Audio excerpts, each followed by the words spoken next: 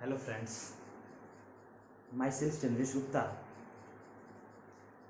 Dear student, हम लोग class 12 chemistry chemical kinetics रासायनिक बलगति का लेक्चर फर्स्ट और सेकेंड डिस्कस कर चुके थे। लेक्चर फर्स्ट और सेकेंड में हम लोगों ने जाना था, हम लोग पढ़ चुके हैं केमिकल काइनेटिक्स के बारे में। केमिकल काइनेटिक्स क्या होता है, रेट ऑफ रिएक्शंस क्या होते हैं, रेट ऑफ रिएक्शंस के फॉर्म्स क्या होते हैं, दोनों फॉर्म्स को हम लोगों ने पढ़ दिया था। रेट कांस्टेंट डिफाइन कर लिए थे। उसके बाद हम लोगों ने पढ़ा था आर्डर और मॉलिक्यूलरिटी। आर्डर को हम लोग थ्योरेटिकली प्रैक्टिकली डिस्कस कर चुके थे। ये सारी बातें लेक्चर फर्स्ट और सेकेंड में हैं। तो हम आशा करते हैं कि लेक्चर थर्ड से पहले आप लोग सभी लेक्चर्स को एक सीक्वेंस में देखें तो काफ़ी चीज़ें समझ में आएंगी।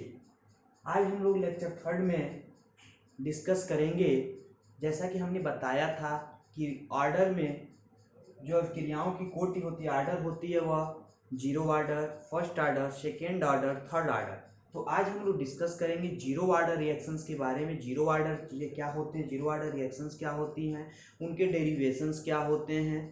तो शून्य जीरो ऑर्डर रिएक्शन, शून्य कोटि अभिक्रिया, Z for zero order reaction, शून्य कोटि अभिक्रिया। शून्य कोटि अभिक्रिया कहने का तात्पर्य यह है कि जब अभिक्रिया की दर, जब कोई रेट ऑफ रिएक्शन जो अभिक्रिया की दर अभिकारक के सांद्रता पर निर्भर न करे। इट मीन्स जो हमारा रेट ऑफ रिएक्शन है, अभिक्रिया की दर, वह नॉट डिपेंड न करे कंसंट्रेशन ऑफ रिएक्टेंट। यानी जब अभिक्रिया की दर अभिकारक के सांद्रता पर निर्भर न करे, उसे हम कहते हैं शून्य कोटि अभिक्रिया या जीरो ऑर्डर रिएक्शन। दूसरे शब्दों में कह सकते हैं कि जब किसी अभिक्रिया के लिए उसके अभिकारकों के सांद्रताओं के घातांकों का योग शून्य हो, उसे हम कहते हैं जीरो ऑर्डर रिएक्शन। दूसरे वर्ड में क्या हमने कहा, जैसे हम सपोज कर लें कि जो हमारा कंसंट्रेशन ऑफ रिएक्टेंट अभिकारक की सांद्रता है वह क्या है, जीरो है। इट मीन्स इसे हम कहेंगे zero order reaction.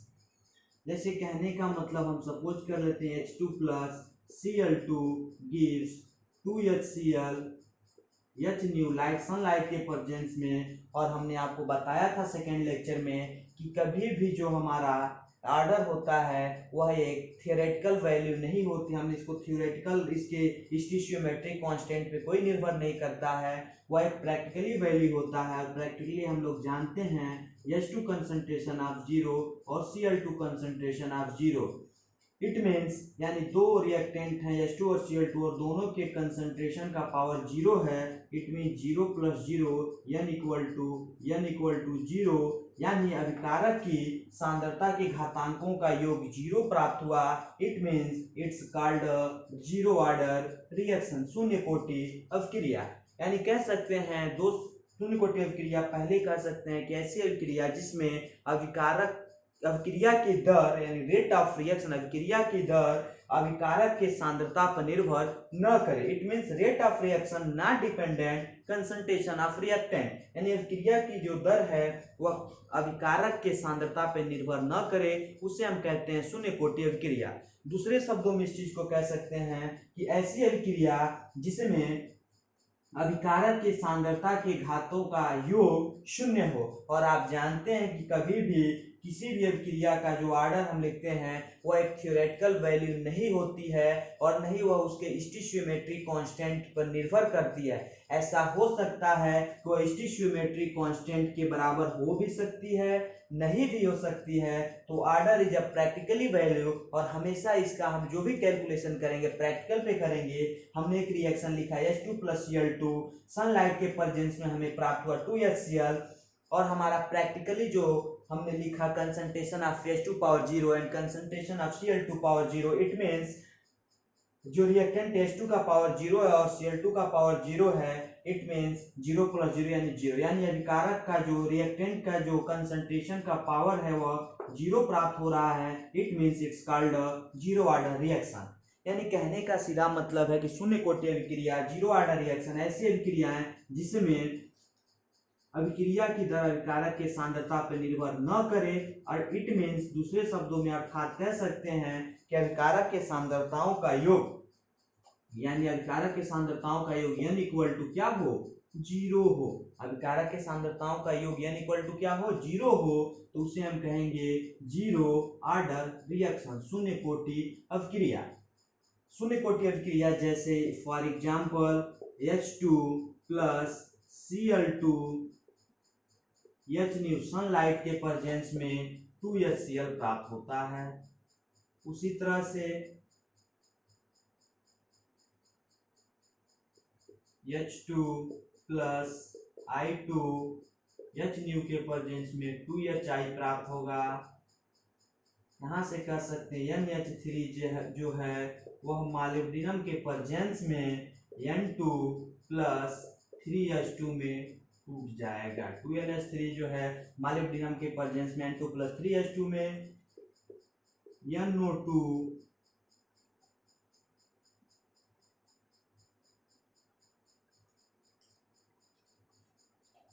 H2 plus Cl2 H के प्रेजेंस में 2HCl H2 plus I2 H के प्रेजेंस में 2HI 2NH3 मॉलिब्डेनम के प्रेजेंस में N2 प्लस 3H2, ये सभी क्या हैं, शून्य कोटि अभिक्रियाओं के एग्जाम्पल हैं। वास्तव में इन अभिक्रियाओं जो भी आर्डर होती हैं शून्य कोटि अभिक्रिया, कोई भी आर्डर हम बताएं प्रैक्टिकली वैल्यू पे डिपेंडेबल होता है, प्रैक्टिकली वैल्यू को दिखाता है और इसे हम देख कर बता नहीं सकते, बट कुछ पहचान है। एक तो यहाँ पे नोट कीजिए, अपना प्रेजेंट ऑफ माइंड थोड़ा सा लगाइए और यह जानिए कि हमेशा शून्य कोटि अभिक्रिया जो होती है वो अभिकारक के सांद्रता पे निर्भर नहीं करती है। कब अभिकारक की सांद्रता पे निर्भर नहीं करेगा, यह तो बात स्पष्ट है कि जब प्रोडक्ट बन रहा है तो रिएक्टेंट से प्रोडक्ट बन रहा है, बट यहाँ पे रिएक्शंस कैटालिस्ट के प्रेजेंस में इतने फास्ट होते हैं कि ऐसा हमें फील नहीं होता है, हमें दिखाई नहीं देता है कि रिएक्टेंट के कंसंट्रेशन पे डिपेंडेबल है। इट मीन्स कहने का मतलब है कि कैटालिस्ट के प्रेजेंस में होने वाली ऑलमोस्ट अभिक्रियाएं जीरो ऑर्डर रिएक्शंस होते हैं। जितने भी सनलाइट या कैटालिस्ट के प्रेजेंस में अभिक्रियाएं होती हैं उसमें से, हम ही नहीं कह रहे हैं सभी, लेकिन ऑलमोस्ट अधिकतर अभिक्रियाएं जो होती हैं वे जीरो ऑर्डर रिएक्शंस होती हैं। किसी को भी दिख ले, इसको हम देखते हैं जब लिखते हैं तो कंसंट्रेशन ऑफ H2 पावर 0 और कंसंट्रेशन ऑफ Cl2 पावर 0। हम इसको जब लिखते हैं तो कंसंट्रेशन ऑफ H2 पावर 0 और concentration of I2 power 0। It means यहाँ पे भी n equal to 0 plus 0 equal to 0, यहाँ पे भी n equal to 0 plus 0 equal to 0, यानी अभिकारक के सांद्रता के घातों का योग 0 प्राप्त हो रहा है, इसी कारण यह जीरो ऑर्डर रिएक्शन है। यहाँ पे 2NH3 है, यह भी क्या में प्राप्त होता है, NH3 कंसंट्रेशन ऑफ 0। यानी कहने का सीधा मतलब है यहाँ पे भी n इक्वल टू 0, यानी जब किसी अभिक्रिया में अभिकारक के सांद्रताओं के घातांकों का योग 0 प्राप्त हो, इट मीन्स अभिक्रिया जो हो रही अभिक्रिया की दर वह अभिकारकों के सांद्रताओं पर निर्भर न करे। इस प्रकार के अभिक्रियाओं को कहते हैं शून्य कोटि अभिक्रिया, जीरो ऑर्डर रिएक्शन। लगभग ऑलमोस्ट हम कह सकते हैं कि शून्य कोटि अभिक्रियाओं में जो भी अभिक्रियाएं होती हैं वह उत्प्रेरक के उपस्थिति में होती हैं, यानी उत्प्रेरक कैटालिस्ट के प्रेजेंट में अभिक्रियाएं संभव होती हैं, सनलाइट के प्रेजेंस में संपन्न होती हैं। यानी उत्प्रेरक की उपस्थिति में अभिक्रिया के रेट ऑफ रिएक्शन इतने फास्ट होते हैं हमें पता नहीं चलता है कि मतलब इसकी सांद्रता निर्भर करती है कि नहीं। तो लगभग एक पहचान present of mind, common sense आप लगा सकते हैं, कंपटीशन में कभी कभी पूछता है। तो लगभग अभी तक की जो भी अभिक्रियाएं मतलब जहां तक होती हैं H के प्रेजेंस में होने वाली अभिक्रियाएं, अधिकतर अभिक्रियाएं शून्य कोटि अभिक्रियाएं होती हैं। कैटालिस्ट के प्रेजेंस में होने वाली अधिकतर अभिक्रियाएं शून्य कोटि अभिक्रियाएं। हाँ, हम ही नहीं कह रहे हैं कि सभी अभिक्रियाएं, कुछ अभिक्रियाएं होती हैं जो कैटालिस्ट के प्रेजेंस में होती हैं शून्य कोटि अभिक्रिया न हो, बट अधिकतर अभिक्रियाएं जो कैटालिस्ट के प्रेजेंस में होती हैं शून्य कोटि अभिक्रिया ही होती हैं। उसमें भी H के प्रेजेंस में ज्यादातर अभिक्रियाएं शून्य कोटि अभिक्रिया होती है। ये छोटा छोटा पहचान है जिसकी सहायता से आप कभी भी क्वेश्चन अगर जहां न समझ में आए वहां पे एलिमिनेट करके सॉल्व करना चाहिए। एलिमिनेट करने का मतलब 4 क्वेश्चन 4 दिए हैं तो उसमें हम एलिमिनेट कर लें और सपोज कर लीजिए एलिमिनेट करने पे आपको आंसर जो मिलता है वह सही है। तो कहने का सीधा मतलब इलिमिनेशन के समय यह बात बहुत महत्वपूर्ण मतलब बहुत महत्वपूर्ण भूमिका निभाती है कि आपको याद होना चाहिए कि शून्य कोटि अभिक्रियाएं जो होती हैं वह कैटालिस्ट के प्रेजेंस में होती हैं। वह भी हम नहीं कह सभी, हो सकता है कि शून्य कोटि अभिक्रियाओं में कुछ ऐसी भी अभिक्रियाएं हैं जो बिना कैटालिस्ट के प्रेजेंट में होती हो, क्योंकि आर्डर को हम देखकर नहीं बता सकते, यह एक प्रैक्टिकली वैल्यू है, इसको हम थ्योरेटिकली बता नहीं सकते हैं रिएक्शन को देख के कि यह रिएक्शन ऐसा होगा। हाँ, तो इस चीज को ध्यान, पूरी बातों को सुनिएगा। हमने कहा कि कोई जो भी जीरो ऑर्डर रिएक्शंस होते हैं वह ऑलमोस्ट मतलब अधिकतर अभिक्रियाएं क्या होती हैं, in presence of catalyst, catalyst के प्रेजेंस में होती हैं। हो सकती है कि ऐसी भी अभिक्रियाएं जीरो ऑर्डर रिएक्शन शून्य कोटि अभिक्रिया हो सकती हैं जो नो कैटालिस्ट, बिना कैटालिस्ट के प्रेजेंस में भी हो, तो इस चीज को याद रखिएगा। लेकिन हाँ, ऑलमोस्ट अभिक्रियाएं उत्प्रेरक कैटालिस्ट के प्रेजेंस में होती हैं, उसमें भी एच न्यू जो है एक प्रकार से एच न्यू के प्रेजेंस में होने वाली अधिकतर अभिक्रियाएं शून्य कोटि अभिक्रिया जीरो ऑर्डर रिएक्शंस होते हैं। इस चीज को याद रखिएगा, थोड़ी पूरी बात जब तक ना सुन के केवल इतना नहीं, हाँ हो सकता है कि प्रेरक की उपस्थिति में ना हो फिर भी जीरो ऑर्डर हो, लेकिन अधिकतर वह क्रियाएं जो प्रेरक की उपस्थिति में सनलाइट की प्रेजेंस में होती हैं वे अधिकतर जीरो ऑर्डर रिएक्शंस के एग्जांपल होते हैं। अब हम जानेंगे expression for zero order, expression for zero order के लिए हम जानेंगे कि इसका एक्सप्रेशन क्या है। तो यहां से हम मानते हैं let us consider a reaction. हमने एक रिएक्शन माना और वह रिएक्शन क्या है, यहीं से हम मान लेते हैं, सपोज कर लेते हैं आर गिव्स प्रोडक्ट, मान लेते हैं कि कोई रिएक्टेंट है, रिएक्टेंट से हमें प्रोडक्ट मिल रहा है। यदि रिएक्टेंट का कंसंट्रेशन ए है तो प्रोडक्ट जीरो, यानी टी बराबर जीरो पे, यानी टी बराबर जीरो पे कंसंट्रेशन ऑफ, यहाँ से यही कर लिए, कंसंट्रेशन ऑफ रिएक्टेंट जो है, या इसको हम मान लेते हैं कुछ, इसका हम जो रिएक्टेंट माने उसकी सांद्रता को मान लेते हैं ए है, हमने सपोज कर लिया।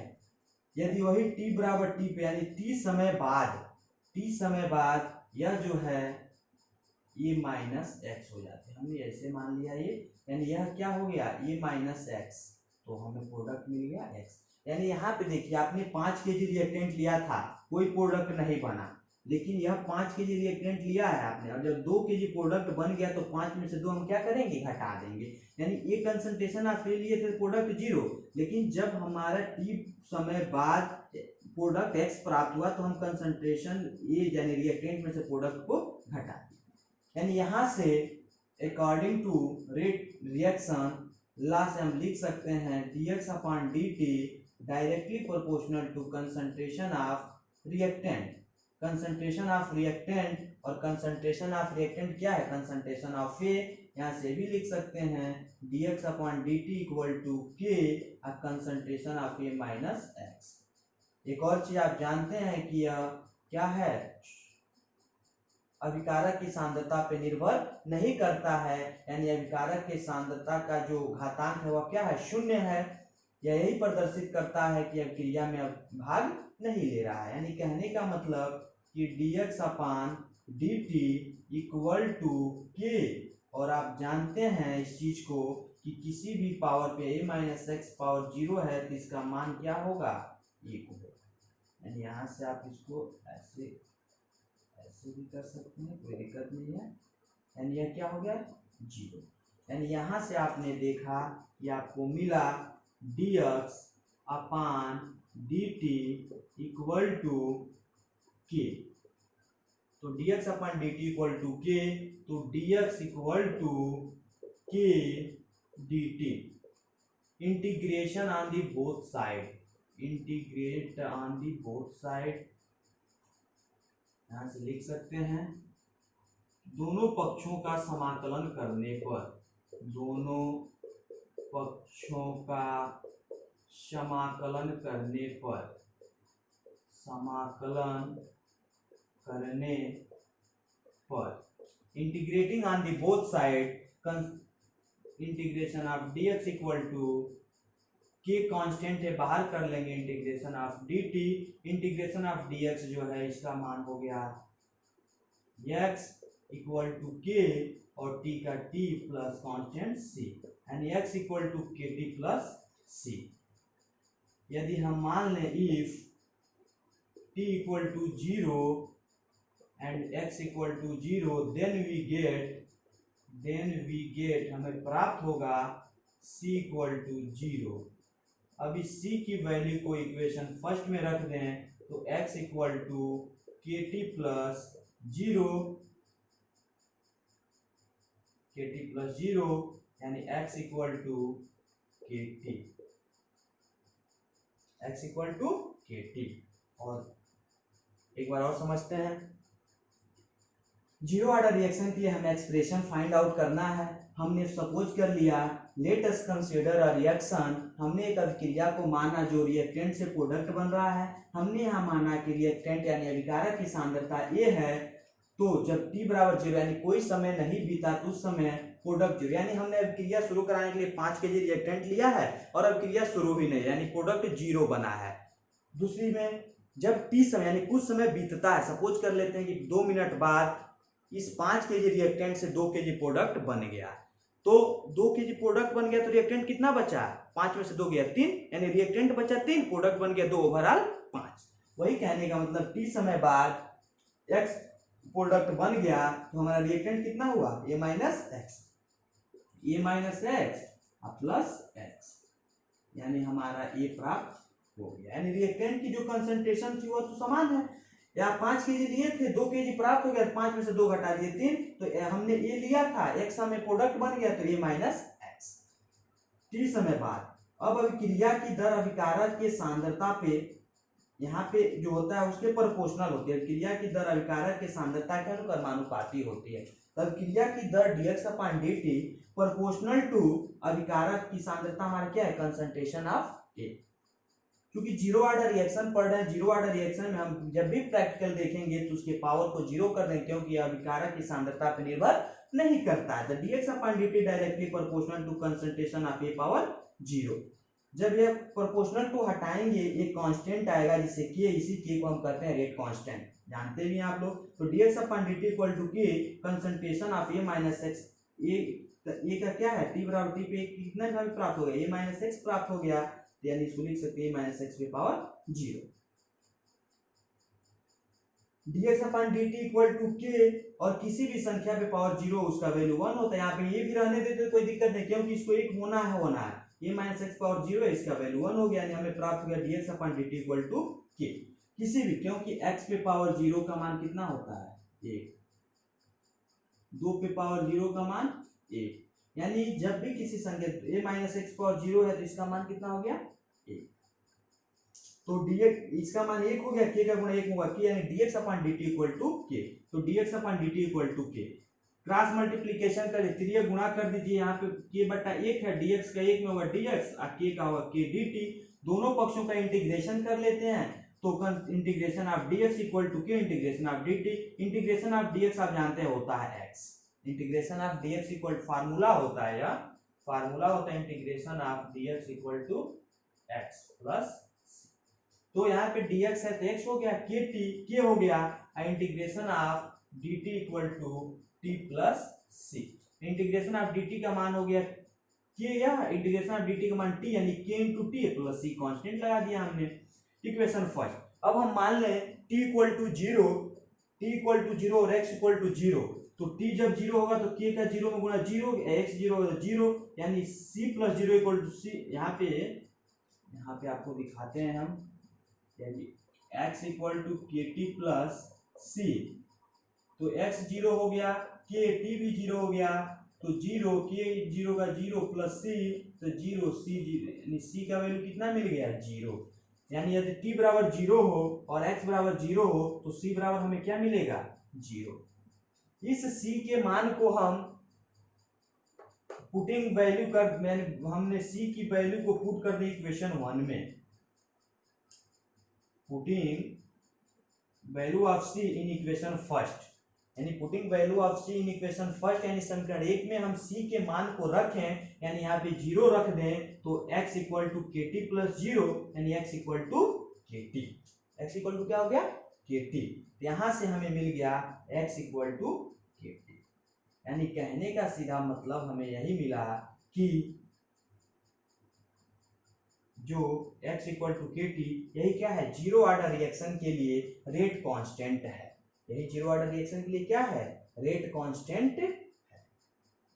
कोई दिक्कत, इस चीज को ध्यान से, बस हमें यही चीज देखना है कि हम कुछ भी एक रिएक्टेंट से प्रोडक्ट बना दें तो रिएक्टेंट की एक इनिशियल कंसंट्रेशन, प्रारंभिक सांद्रता कुछ ना कुछ होगी। हम है कोई रिएक्शन कराना है, हमें सपोज कर लेते हैं हम 2 kg अभिकारक ले लिए हैं, प्रोडक्ट अभी प्रोडक्ट बना ही नहीं है, तो 2 kg अभिकारक हमारे पास है। जब भी 2 मिनट हुआ हमने रिएक्शन शुरू किया, तो इससे अगर 1 kg प्रोडक्ट बना तो इसकी 1 kg सांद्रता में कमी आएगी, क्योंकि जब रिएक्टेंट की सांद्रता में कमी आएगी तो प्रोडक्ट की सांद्रता बढ़ेगी, यानी 2 kg हमने लिया, इससे 1 kg प्रोडक्ट बन गया, यानी 1 kg रिएक्टेंट हमारे पास बचा है।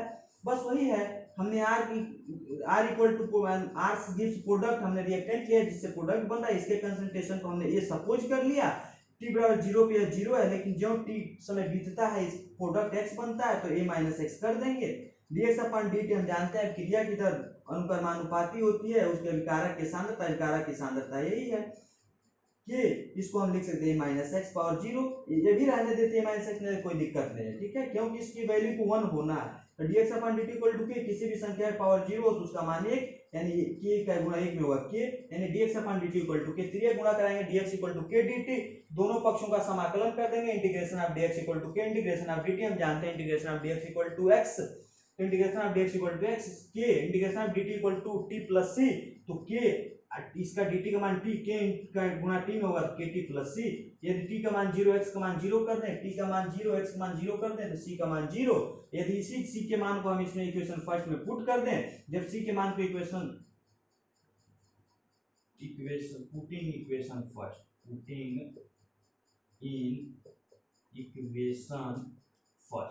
पुटिंग इन इक्वेशन फर्स्ट समीकरण 1 में रखने पर x इक्वल टू के टी प्लस 0, यानी x इक्वल टू के टी, यही जो है जीरो ऑर्डर रिएक्शन के लिए यह क्या होता है, एक्सप्रेशन होता है x इक्वल टू के टी। आशा करते हैं समझ में आया होगा। यहीं से अब देखते हैं हाफ लाइफ पीरियड,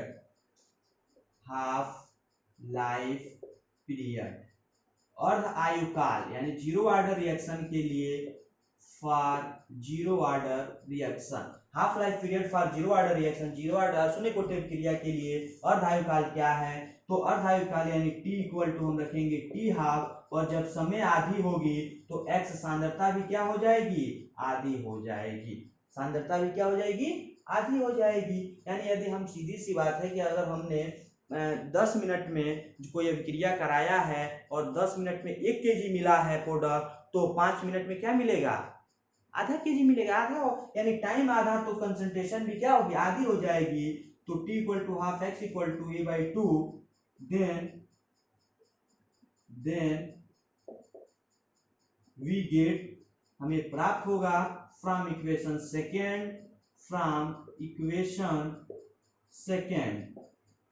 तब हमें समीकरण 2 से प्राप्त होगा, समीकरण 2 x की जगह पर रख देंगे a बाई 2, k t की जगह पर t हाफ, इट मीन्स यहां से a इक्वल टू हो जाएगा 2k t half, it means हम कह सकते हैं यहां से आप कि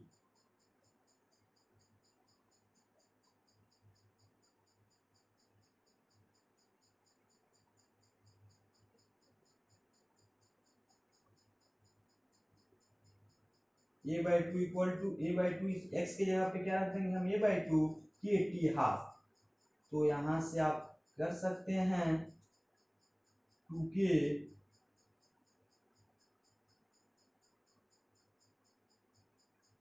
a बाई 2 इक्वल टू के टी हाफ, तो a equal to 2k T half, यानी हमें प्राप्त हो गया। यानी यहाँ से आप टी हाफ को चाहें तो चेंज कर लें, अगर टी हाफ को, तो हमें क्या प्राप्त हो जाएगा, टी हाफ को अगर यहीं पे हम रहने दें तो ए अपा बाई 2k,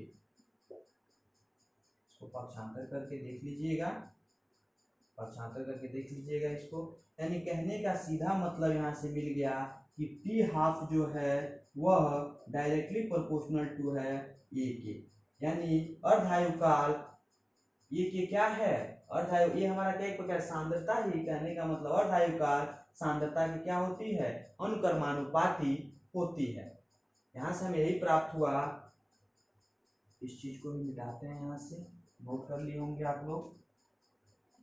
यहाँ से अगर देखें तो हमने हाफ लाइफ पीरियड देखा कि x इक्वल टू के टी हमें याद होना चाहिए, और जब टी हाफ होगा तो सांद्रता भी याद ही होगी, तो टी हाफ, टी की जगह पे टी हाफ, तो x की जगह पे a बाई 2, तो then we get from equation a by 2, यानी x की जगह पे a बाई 2 k, टी की जगह पे टी हाफ, तो एक में यही रहने दे, तो दो को गुणा कर दे 2 के टी हाफ को रहने दे, इसको पक्षांतर कर दे a बाई 2 के, तो यहाँ से हमने देखा कि टी हाफ जो है, टी हाफ ये भी कांस्टेंट, सॉरी दो भी कांस्टेंट, के भी कांस्टेंट, तो T half directly proportional to A, यानी अर्धायुकाल कांस्टेंट कंसंट्रेशन की क्या है, अनुक्रमानुपाती होता है।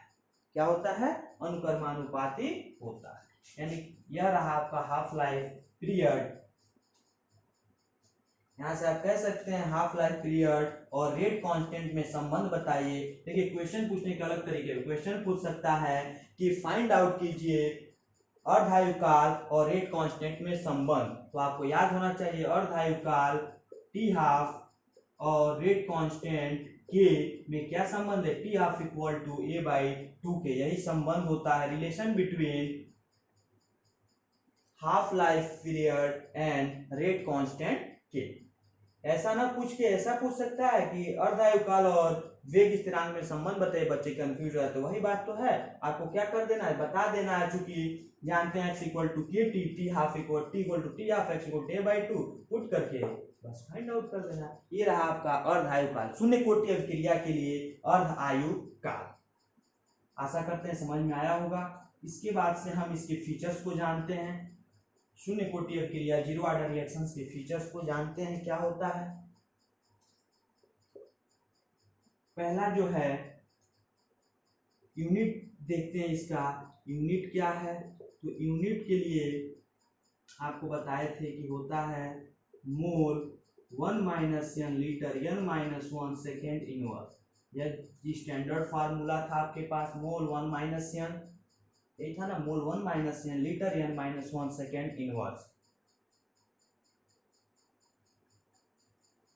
ठीक, क्योंकि जीरो ऑर्डर के लिए n इक्वल टू क्या होगा, जीरो, तो n इक्वल टू यदि जीरो होगा तो मोल 1 minus 0 litre 0 minus 1 second inverse, it means mole litre inverse second inverse, यही रहा आपका यूनिट। तो यहाँ से आप देखते हैं, आप dx अपॉन dt के लिए भी, रेट ऑफ रिएक्शन के लिए भी mole litre inverse second inverse यही जानते हैं। यहाँ से फॉर जीरो ऑर्डर रिएक्शन, शून्य कोटि अभिक्रिया के लिए उसके वेग स्थिरांक, शून्य कोटि अभिक्रिया के लिए जो वेग स्थिरांक k का मात्रक होता है और अभिक्रिया की दर की जो मात्रक होती है, दोनों क्या होती है, बराबर होती है। यानी वेग स्थिरांक k का मात्रक और अभिक्रिया की दर का दोनों यह क्या होते हैं, शून्य कोटि अभिक्रिया के लिए दोनों समान होते हैं, दोनों बराबर होते हैं।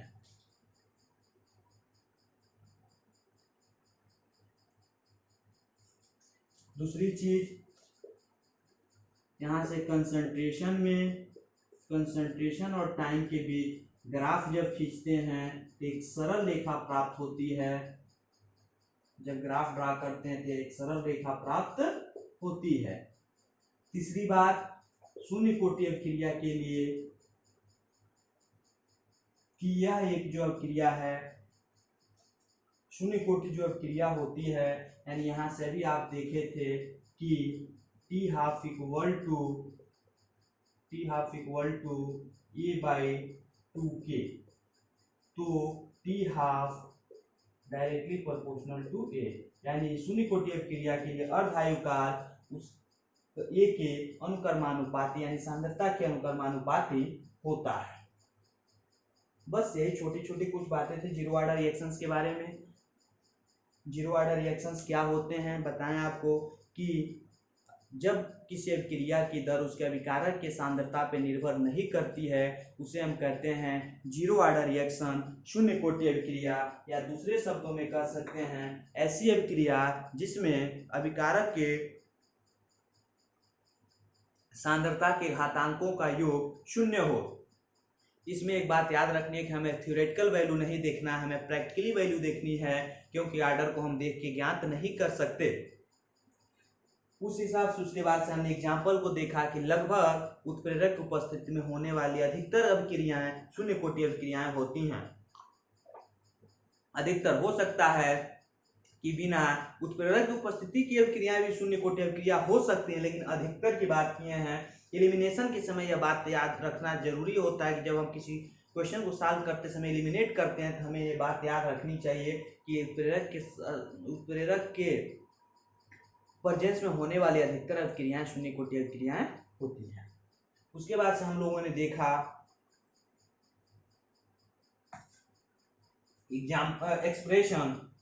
एक्सप्रेशन में हमने कंसीडर किया reaction reactant to product, reactant से प्रोडक्ट बन रही है, उसकी कंसंट्रेशन हमने ये सपोज किया और टी जीरो यानी कोई समय न बीता तो उस प्रोडक्ट की सांद्रता जीरो, लेकिन जो ही टी समय बीतता है तो हमें एक्स प्रोडक्ट प्राप्त होता है, तो हम रिएक्टेंट के कंसंट्रेशन ए से एक्स को घटा देंगे तो ए माइनस एक्स हो गया रिएक्टेंट का कंसंट्रेशन। उसके बाद हम जानते हैं रेट जो हमारा रेट रिएक्शन है dx अपॉन dt वह अनुक्रमानुपाती होती है अभिकारक की सांद्रता के, यानी dx अपॉन dt अनुक्रमानुपाती कंसंट्रेशन ऑफ ए।